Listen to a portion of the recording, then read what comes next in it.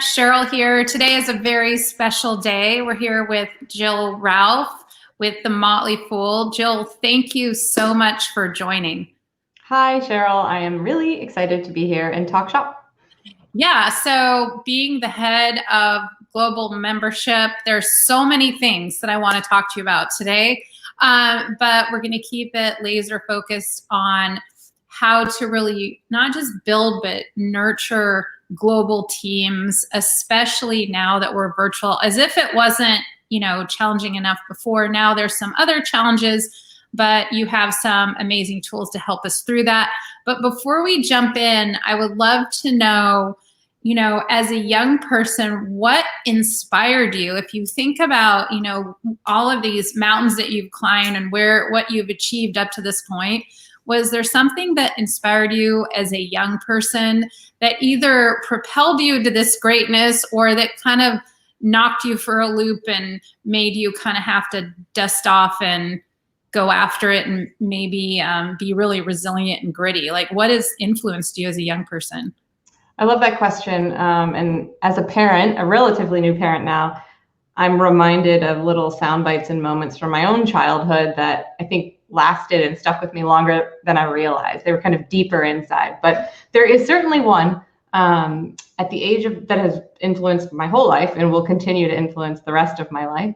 But I think it's part of what makes me me. And that was at the age of 9, I was diagnosed with type 1 diabetes, which is essentially an autoimmune disease. And it meant throwing my whole world upside down for a little bit and learning what it meant to be a diabetic. I had never even heard of it at the time.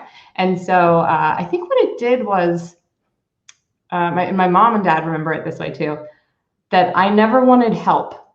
I just wanted to be able to do it myself. And so I wanted to learn at age 9 how to test my blood sugar or give myself an injection. And so I think that just has guided me and kind of instilled a little bit of, like you used the word grit. I think it's grittiness. I don't take myself too seriously, but I take my health seriously. And it's just been a thing that I'm not going to let it slow me down.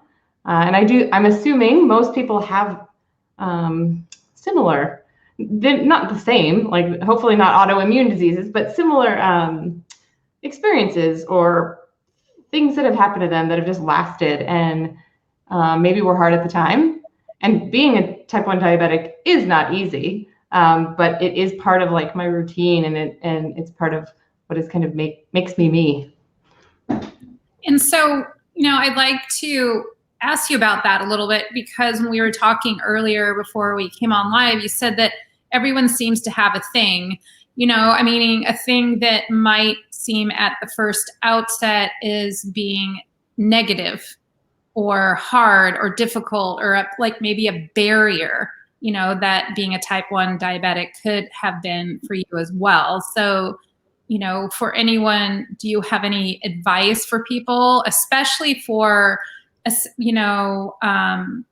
people who are aspiring to be leaders now? Because a lot of times, and I don't want to throw us women under the bus all at the same time, but we're good storytellers, and sometimes we make up reasons why we might not be able or capable or worthy of applying for a job or a position or speaking up or something. So can you speak a little bit how that you turned what might have been a setback into a superpower? Sure. And I mean, a key part of my personal approach, as well as approach in the workplace, is know thyself and know who you're interacting with, whether it's a team of one other person or a team of 100 people all around the world or a team of thousands of people. And so I know about myself that I prefer to be in situations where I kind of don't know what I'm doing and where I'm going at the beginning. I like it. I've described it in the past as I'm more comfortable in the uncomfortable. And I think it's because I'm just curious about the difficulties that come with assembling humans around problems to try to grow businesses. And so don't get me wrong, I'm always nervous. I think, the duck that looks so calm and cool, but underneath those little feet are doing that. But I've just kind of I don't know. My actual advice would be take a deep breath. Try to understand yourself in terms of what you know about yourself, what you don't, what you would like to learn and do, and jump. That's kind of my advice. Is one of my really good girlfriends one time gave me, I was having a soul searching point in life, and she gave me this little bracelet that said, leap and the net will appear. Mm-hmm. And I loved it. And so actually, it's a fun story, is I've now regifted that, and it's kind of making its way around the world to different women mm-hmm. who might need that advice and that confidence to just leap. And so I just know about myself, I get complacent and I get bored. And so I have personally made a career. It has wound itself all around the world in multiple different industries, none of which I would have expected years ago. Just making those leaps and just raising my hand or being tapped on the shoulder to say, hey, I'm interested in maybe a way I could go help that team or help that business unit or go learn a thing that could be beneficial to me as well as to the company. Mm-hmm. So speak up and just leap is what I'm hearing. Yeah. Yeah. And if you can find those jumps where you feel it's going to be like soul food and it really intersects a personal passion with a professional path, or those are the magical spots. And so if you can find those and you think you're kind of standing on the edge of one of those, I think that's even more powerful. Like those are the jumps I would take 10 times out of 10. Mm-hmm. So that's a great thing to keep in mind. And it's just, so just don't hold back. And I think people understand and they feel a little bit uncomfortable, kind of, I like to say, when they're being called for more, like maybe when they're feeling that uncomfortableness, lean into it or leap into it. And so I now want to kind of transition into, you're head of global membership for the Motley Fool. You've done an incredible job there, and you're probably doing this before subscriptions were sexy or popular or, whatever they seem to be right now. So now that, our teams, whether they're global or local, if there's a team at all, they're now virtual for the most part. Can you share a couple things that we could keep in mind to build them, but also nurture them along? Sure, and that's very broad, right? And so I think I could take this question in many different directions. The workplace is certainly different now. Mm-hmm. And if any of your listeners and viewers are recruiting, you know what I'm talking about in terms of the volume of applicants as well as the type of applicants coming into roles right now. It's very interesting. Some you're going to get thousands and some you're going to get 5, right? And everyone essentially is work from home or close to, which is a different thing if you're talking about hiring for culture and who do you expect to see around the halls and walls of headquarters. That's a different thing now. But one of the things that we are investing pretty heavily in at the Motley Fool is onboarding, because it just is a different ball game right now. You can't sit in meeting rooms the same way, and you can't walk a new hire around the company to help them feel the company, feel the culture. And we don't want to slow down their progress and their entry into our company. And so that's taking more investment and time up front to make a more concrete and kind of tactical plan to connect people around the company so that they can really embed themselves in not just their day-to-day role, but know who to talk to and where they work across the company. So that's one. I think there's another one that is, people may laugh at this, but I think it's pretty darn important. You've got to have an agenda for your meetings now. Mm-hmm. We can't do let's walk outside, walk and talk, and go to Starbucks and like brainstorm. You can't do that right now. At least we can't here in Alexandria. I know different parts of the world, different levels of kind of COVID restriction, but you've got to make a valuable agenda if you're going to book people's time on Zoom, right? And so I've always been a huge fan of an agenda, but I think I feel them even more now. I feel the importance of them. And it's a small thing, but I think it's an important thing. Leave time at the end for your new fools. Sorry, I say fools. Sorry, I'm so coded to call everyone a fool. Your new employees, your new teammates. There's the dog. For them to ask questions or have those like pivotal key moments that really matter, to ask a question after a meeting that's gone, because we're like, okay, great, everyone good, all right, check, and we turn off Zoom. We miss those moments to connect, ask questions, and I really think that that can help or hurt everyone's ability of like who said they were doing what, and next steps and follow through. And so we're trying to carve 5 or 10 minutes. It's a small thing, but 5 or 10 minutes at the end of every single meeting to try and just wrap that up and help people move things along.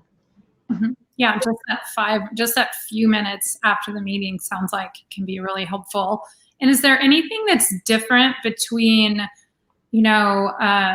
building and nurturing a global team versus a team that's, just here in North America? I mean, there's certainly differences in talent pools, in job and application processes around the world, in openness for remote work and relocation. And so for our global businesses, we are hiring in pretty much every entity. We're starting to indicate a preference to hire in the US, which I think probably is a reaction to COVID and probably will be short-lived or shorter-lived. But it's because we're seeing our ability to onboard and continue and accelerate the way people come on board a little bit faster. It also just gives us more flexibility to move. If anyone's running a global business out there, you can't move an employee from country to country the way you can move an employee from state to state here.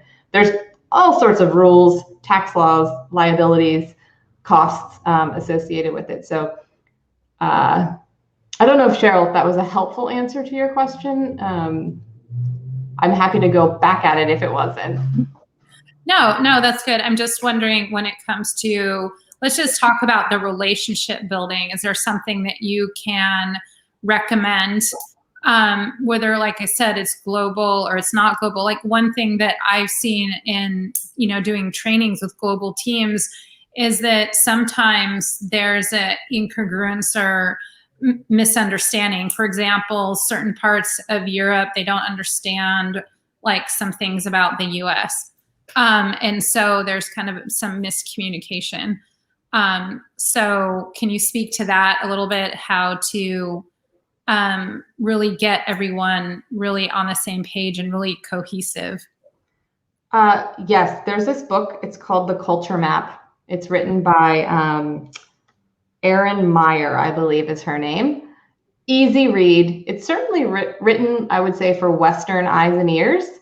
However, it has some fascinating tidbits and kind of self-awareness. Hey, Americans, you do this, whereas French do this, whereas Chinese do this, whereas Australians do this, right? And so I would strongly recommend people read that book and just kind of maybe calibrate or recalibrate a little bit. I think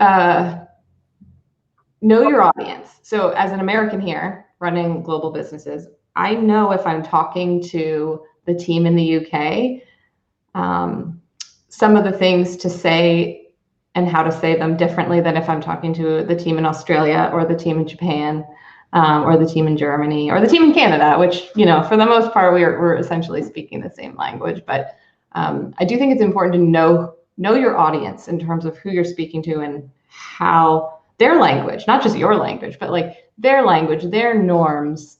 Americans are head nodders, right? We nod, right? That's a thing. In my experience, I worked in London for 3 years. Brits aren't head nodders. And so little things like that, where as Americans, we're expecting, like, we're looking around the room waiting for, where are those nods of agreement with my ideas or what I'm presenting, and not getting that.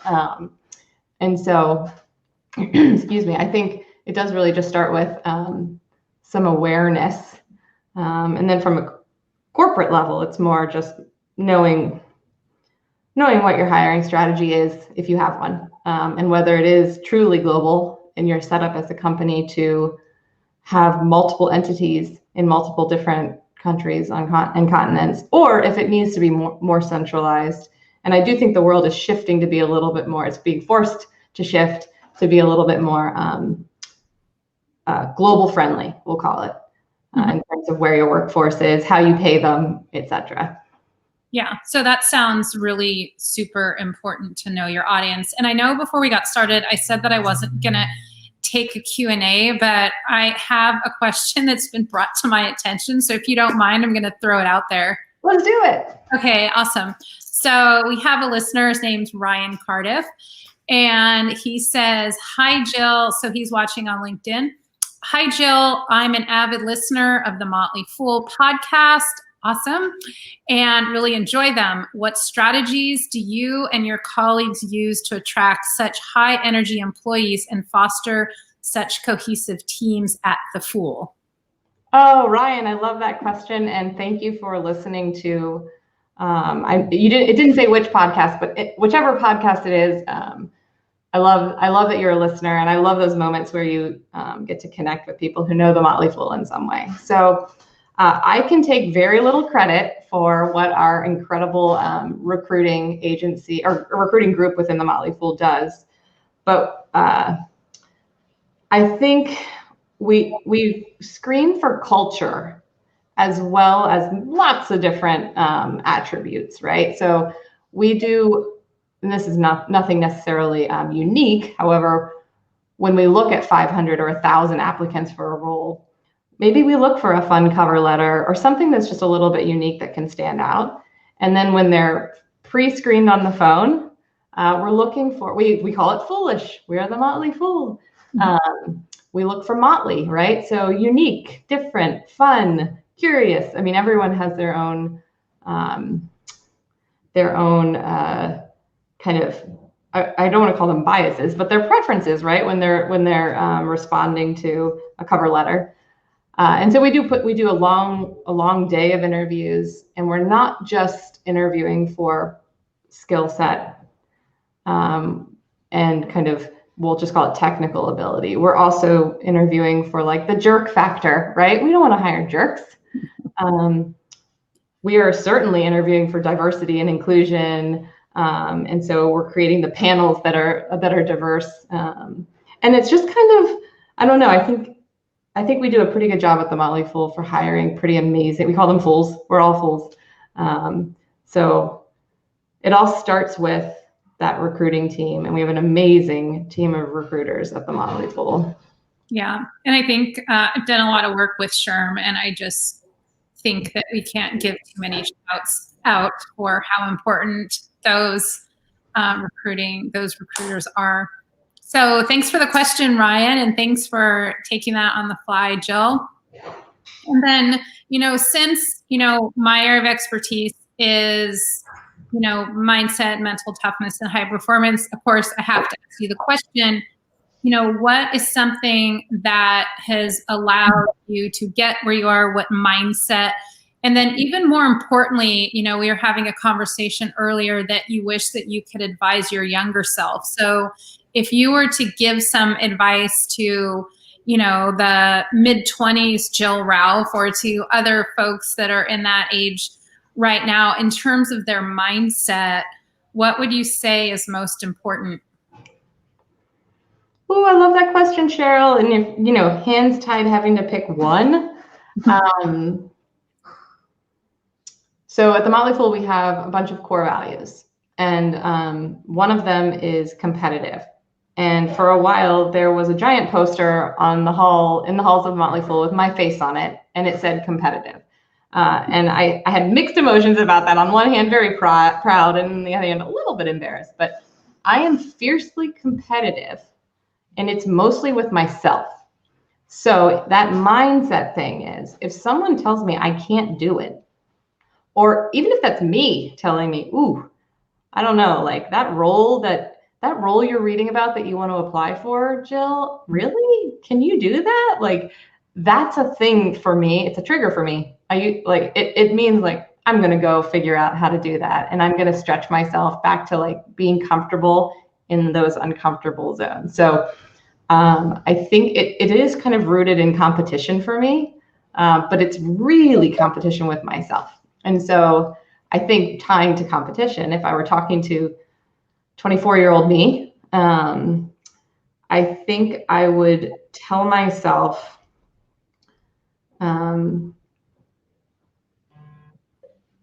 take those jumps, have faith in yourself, and certainly bring as many women and people, minorities, disadvantaged, bring them with you if you can. And so I feel like I lost 10 years of my life easily to not having that kind of awakening inside. And so now, like we were talking about, I just feel really compelled to help women and help minorities and help kind of bring more equality to teams, businesses, the world, salaries. It just kind of like, it just balloons and balloons as I think about it. So I think that's what I would tell myself. Yeah. So it sounds like be confident to go for it and also be mindful of taking others with you. And maybe others that, I want to really shed some light on that, because a lot of times that there are certain people and certain populations that they have these opportunities. People pull them along because of the family or the area that they're in, or they belong to a country club or whatever. They might get into the school or get the recommendation to the job or get the other things, which is amazing. But there's so many brilliant people that may not have those kind of natural environments that have these opportunities. So I really appreciate that you brought that up, that as you are going for it and as you get traction, that to really reach out for some of the brilliance that from people that may not naturally be in those environments or communities or situations. And I think, the ripple effect of if we can be mindful and strategic about doing that, especially with other women, but especially with women who are further marginalized within our gender. 100%, Sheryl. And I think that can feel suddenly daunting to do. And so take little steps. Like, I mean, it is a cliche, but I really believe change starts with awareness. And so at your level, at whatever that level is, look around, right? Like look around at, it's a bad example right now, but who's taking notes in the meetings? Who's on your interview panel, right? So who's actually on your team? How are you paying the women versus the men on your team? Or, again, like there's so many ways data can guide us here to try to remove some biases. However, I just think if you're just aware, and you start with awareness, we can chip away. And these types of experiences are amazing to connect with other women who are trying to help one another and help, like you said, the marginalized among us or not among us. Yeah. And so I really appreciate all of the amazing things that you're doing and also spending this valuable time. What I just wanted to recap a couple of the amazing things that you said, and that is to really get comfortable in the uncomfortable and go for it and bring some others along with you, maybe those who are marginalized like women, but also there's a lot of folks that are marginalized within our gender too, and to be very strategic and mindful about going about doing that. And I could see how that could be really amazing at having change when it comes to nurturing and building our global teams, if we can do that as a company as well. So thank you. Summary. So, excuse me, let me know if I left anything out. And I appreciate your time so much. I look forward to continuing to follow you. And also for anyone who is interested, you can see on the ticker that's scrolling, be sure to go to fool.com to check out some interesting things there. And also you can hear about the podcast that Ryan brought up, and it sounds like there's more than one. So for your daily dose, be sure to check that out. Jill, thank you so much for your gems of wisdom. Truly appreciated. Of course, of course. And for anyone out there, I would welcome a LinkedIn Connect. I believe in the power of community and network. So if you're out there and you want to connect, let's do it. Yeah, let's do it. I second that motion. So connect with Jill and I. Thanks so much, Jill. I look forward to continuing the conversation. Of course. Thank you.